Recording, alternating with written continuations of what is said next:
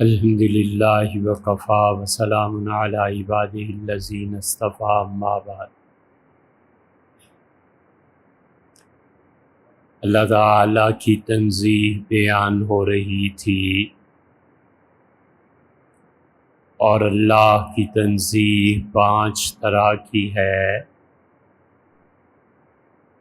اللہ تعالیٰ کے نام کی تنزیہ، اور خدا نے کہا کہ سبح اسم ربک الاعلیٰ، اپنی نہایت بلند شان والی ہستی اللہ کے نام کی تنزیہ بیان کر۔ دوسری تنزیہ اللہ تعالیٰ کی پاک ذات کی، سبحان الذی، پاک ہے اللہ کی ذات ہر عیب سے۔ تیسری تنزیہ اللہ کی صفات کی۔ چوتھی تنزیہ اللہ کے افعال کی، اور 5ویں تنزیہ اللہ کے احکامات کی۔ یہ 5 تنزیہات ہیں، اور تنزیہ اور تشبیہ 2 الفاظ استعمال ہوتے ہیں۔ سب سے پہلے ان 2 الفاظ کا مفہوم سمجھنا چاہیے۔ کوئی آدمی اللہ کی تنزیہ کا انکار کرتا ہے تو یہ کفر ہے، اور کوئی آدمی اللہ کی تشبیہ کا قائل ہے تو یہ بھی کفر ہے۔ ہم اہل سنہ کا مسلک بالکل درمیان کا ہے، اور نہ ہم کلی طور پہ اللہ کی تشبیہ کے قائل ہیں، اور نہ ہی ہم خدا کی تنزیہ کو اس طرح سے مانتے ہیں کہ وہ اہل سنہ کے موقف سے باہر نکل جائے۔ نزاہ عربی میں کہتے ہیں کسی چیز کو اچھی طرح پاک کرنا۔ منزہ وہ چیز جو اچھی طرح صاف اور پاک ہو۔ نون زے اور ایک گول جو ہے آتی ہے، یہ ہے نزاہ۔ اور نزع کسی چیز کو پانی سے دھو دینا۔ حضور صلی اللہ علیہ وسلم نے فرمایا کہ استنزہوا من البول، لوگو تم پیشاب کو، ناپاکی کو اچھی طرح سے پاک کر لیا کرو۔ اور تنزیہ کا لفظ استعمال ہوتا ہے جب کوئی شخص اللہ کی پاکی کو بیان کرتا ہے۔ یہ تنزیہ کا لفظ ہر اس جگہ ملے گا جہاں بھی اللہ کی یہ 5 تنزیہات، 5 میدان جہاں اللہ پر کسی نے الزام لگایا اور مومن انسان اللہ کی پاکی بیان کرتا ہے، ان 5 مقامات پہ اللہ کی ذات، صفات، نام، افعال اور احکامات، ان 5 پہ جب وہ کہے گا کہ اللہ اس سے پاک ہے تو وہ اللہ کی تنزیہ بیان کرے گا۔ سو تنزیہ کا ایک لفظ یاد رکھنا چاہیے کہ اللہ کی پاکی بیان کرنا۔ نزہت کسی کی پاکی کو تسلیم کرنا، بیان کرنا، اور ایک ہے تشبیہ. اور تشبیہ کا مطلب یہ ہے کہ ایک چیز کو دوسری چیز کی طرح قرار دینا. بچہ چاند کی طرح ہے تو بچہ اس کو تشبیہ دی جا رہی ہے چاند کے ساتھ، تو ایک مشبہ ہے، ایک مشبہ بہی ہے، اور ایک الفاظ تشبیہ ہیں. وہ آدمی درندے کی طرح ہے تو آدمی اور درندے کو ایک جیسا کرنا اور اس کو اس سے تشبیہ دینا.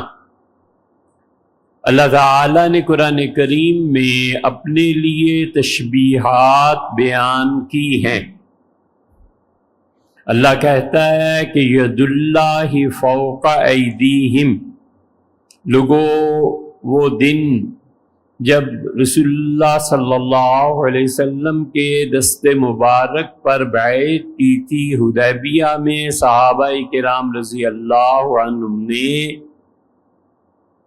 تو جب وہ بیعت کے لیے ہاتھ بڑھا رہے تھے تو ید اللہ فوق ایدیہم، ان کے ہاتھوں کے اوپر اللہ کا ہاتھ تھا.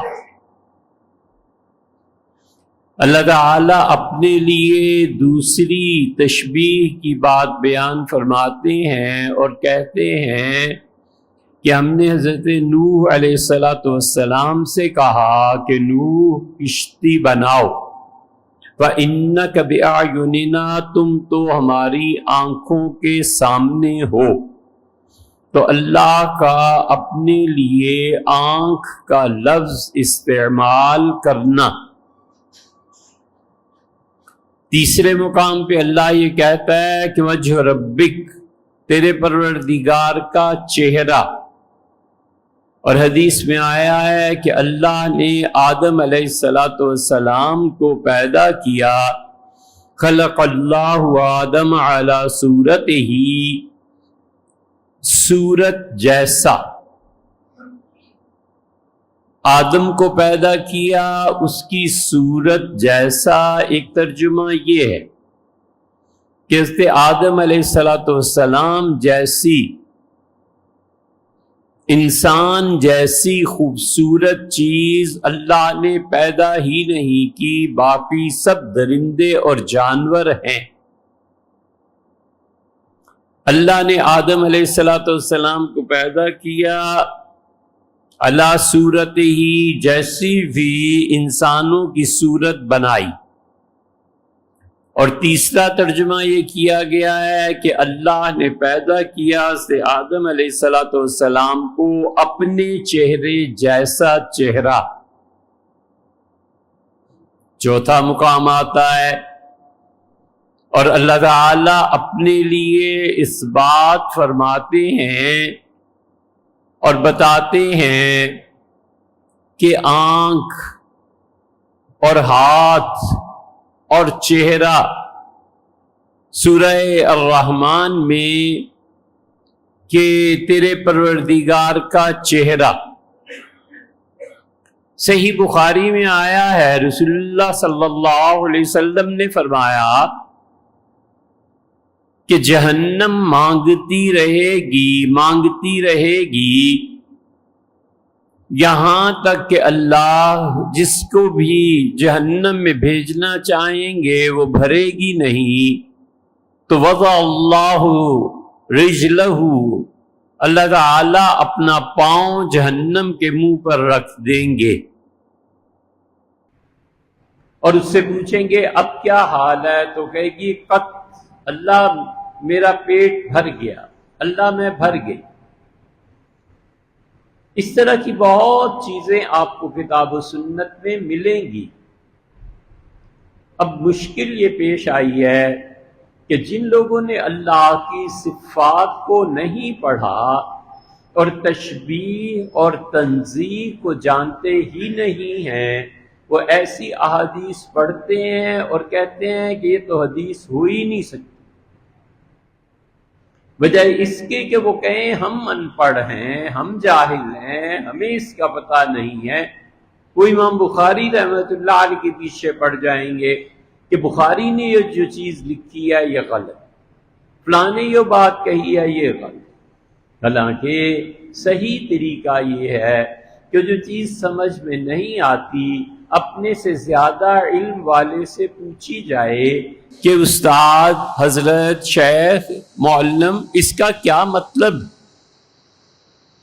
جتنی جگہ پہ بھی کتاب و سنت میں اللہ کی بندوں کے ساتھ تشبیہ ہے، وہ سارے الفاظ ایسے ہیں جن کے بارے میں ہمارا ایمان اور عقیدہ ہے کہ اللہ نے یہ الفاظ ہمیں سمجھانے کے لیے استعمال کیے۔ حدیث میں آیا ہے کہ قلوب الناس بین اصابع الرحمن، لوگوں کے ہاتھ، لوگوں کے دل اللہ کی دو انگلیوں کے درمیان ہیں۔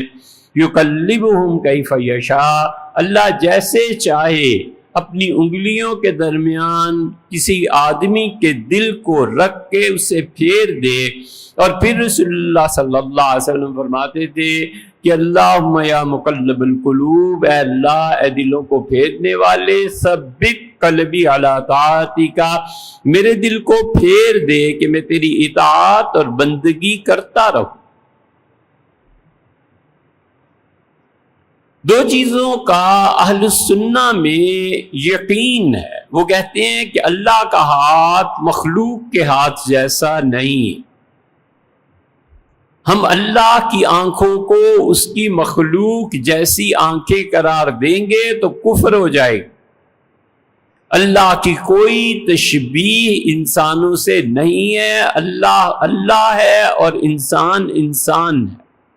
انسان کبھی اپنے مقام سے اتنی ترقی نہیں کرتا کہ وہ اللہ ہو جائے، اور اللہ عز و جل اپنے مقام سے اتنا نیچے نہیں آتا کہ وہ انسان بن جائے اور انسانوں کی طرح کی شکل و شبیہ ہو جائے۔ وہ کہتے ہیں بس اللہ نے جیسے بیان کر دیا وہ ویسے ہی ہے، جو اس نے ہاتھ، پاؤں اور یہ سب چیزوں کا ذکر کیا ایسے ہی ہے جیسے اس نے کہہ دیا۔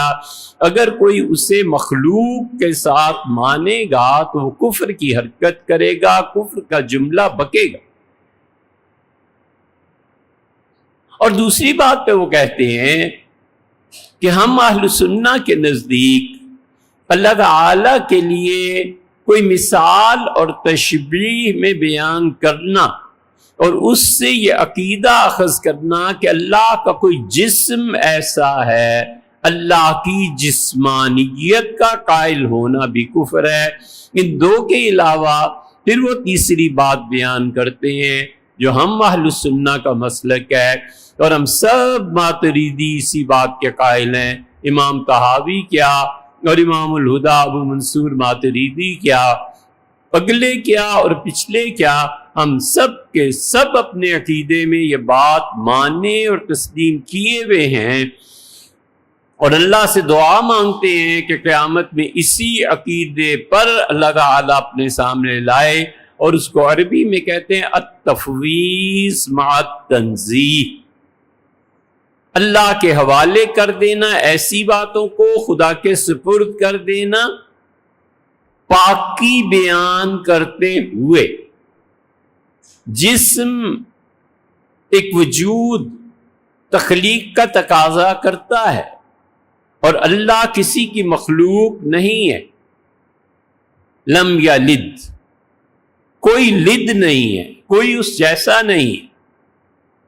تو اس لیے التفویض مع التنزیہ کہ ہم اللہ کی ساری صفات کو، حق تعالی شانہ کو اسی طرح اس پہ ایمان رکھتے ہیں بس جیسا وہ ہے، اس سے زیادہ کی بحث میں ہم نہیں پڑھتے۔ اس لیے تشبیہ اس کی تشریح آسان ہے، اور تنزیہ کا مطلب ہے کہ اللہ کی 5 باتیں ایسی ہیں جس کو پاک قرار دینا، ایک اللہ کے نام، ایک اللہ کی ذات، ایک اللہ کی صفات، ایک اللہ کے افعال اور ایک اللہ کے احکامات۔ اس لیے بندہ جب کہتا ہے سبحان اللہ، تو جو عام آدمی ہے اسے سمجھ بھی نہیں آتی اور وہ کہتا ہے اللہ پاک ہے۔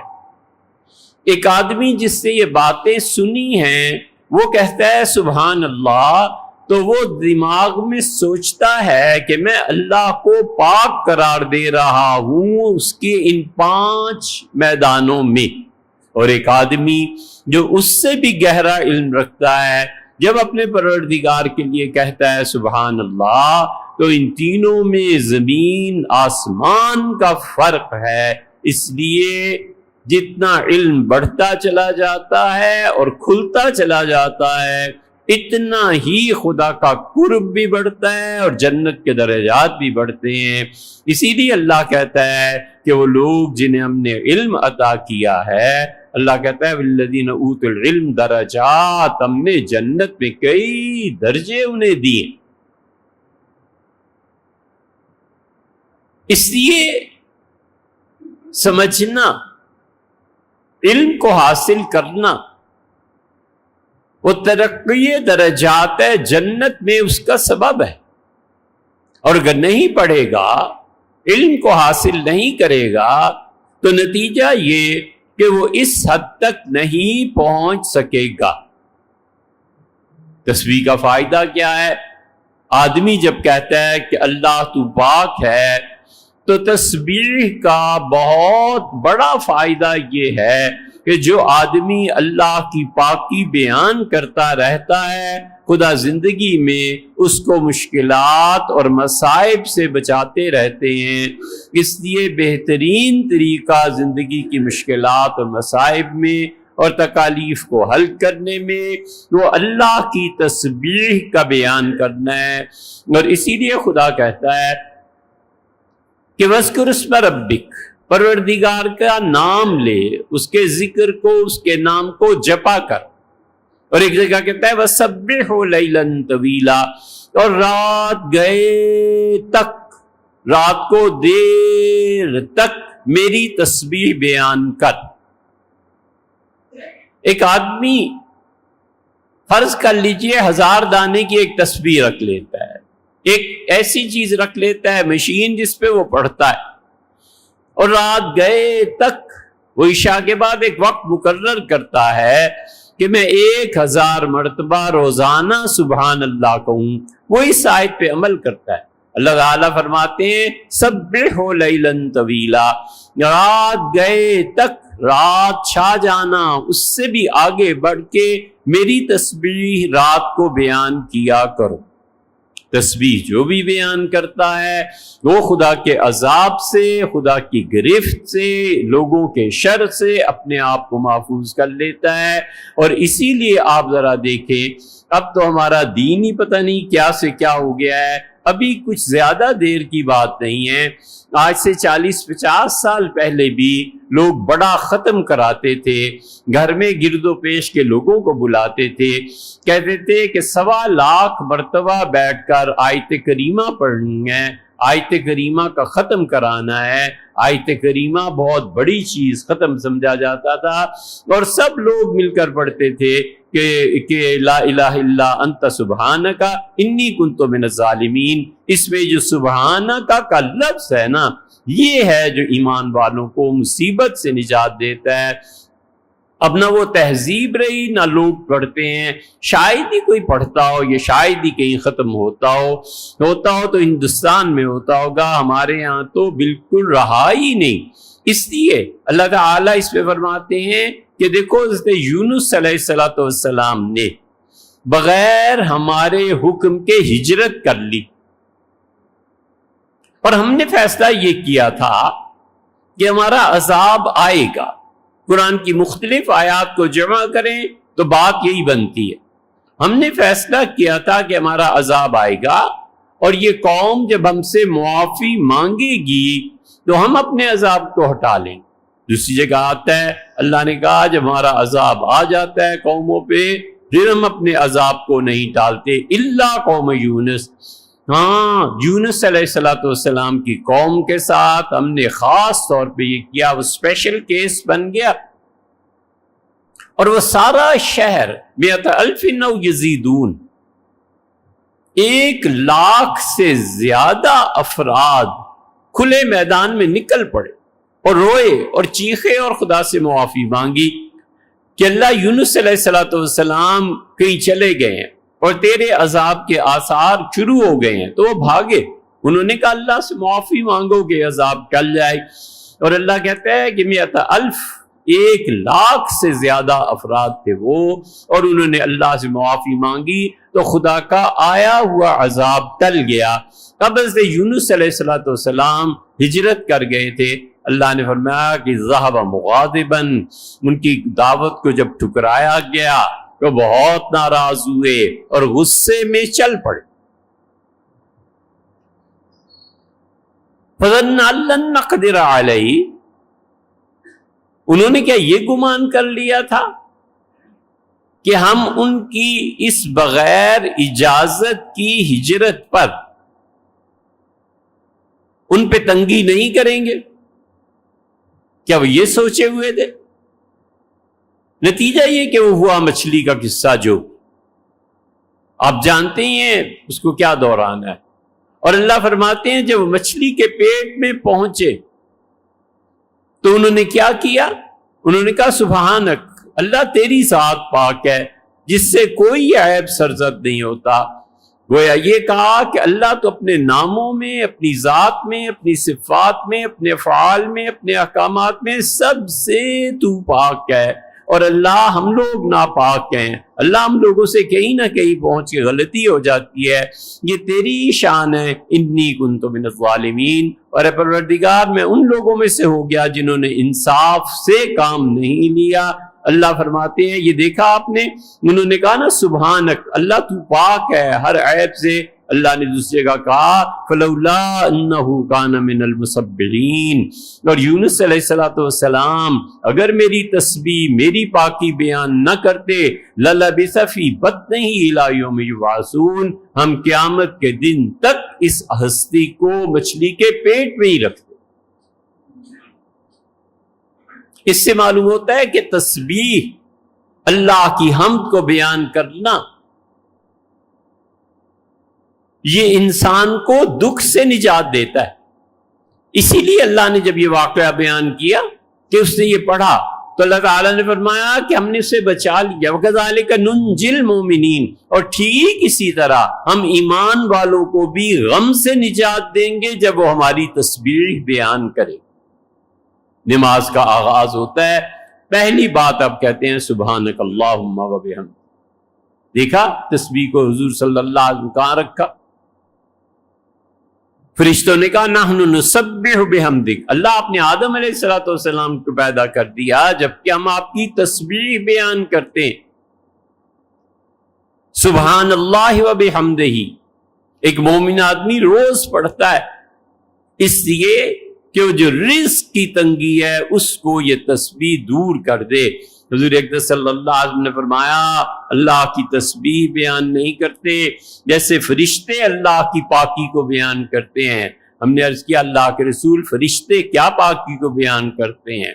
دوسری روایت میں آتا ہے آپ نے فرمایا حضرت عیسیٰ علیہ السلام کے لشکر کے ساتھ اتنے تھوڑے سے افراد رہ جائیں گے اور شدید گرانی پیدا ہو جائے گی، کھانے پینے کی اشیاء نہیں ملیں گی، قلعے میں بند ہوں گے. ہم نے عرض کیا اللہ کے رسول وہ کیسے جیتے رہیں گے؟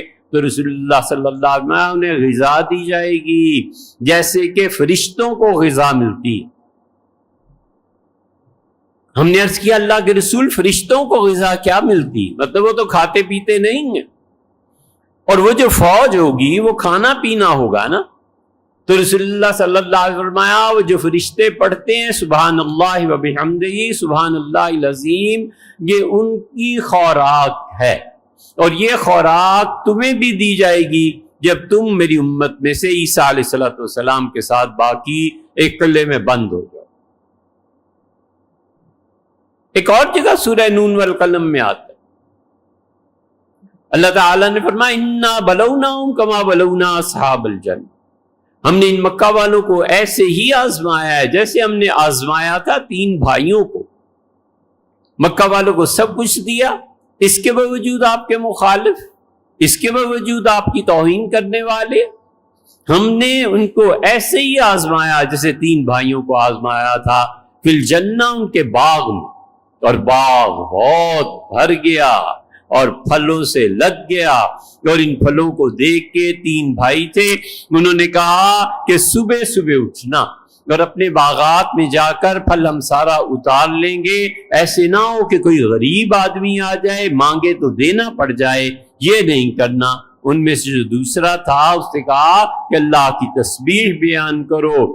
یہ بخل جو ہے نا، یہ بخل اللہ کے ہاں نہیں پسندیدہ چیزوں میں سے، اس لیے غریبوں کو دینا ہے۔ اللہ تعالیٰ نے فرمایا کہ راتوں رات ہم نے ایسی ہوا چلا دی کہ پورا باغ برباد ہو گیا، اور صبح جب آئے تو ہاتھ ملتے رہ گئے کہ اوفو ہماری نصیب میں یہ چیز نہیں تھی۔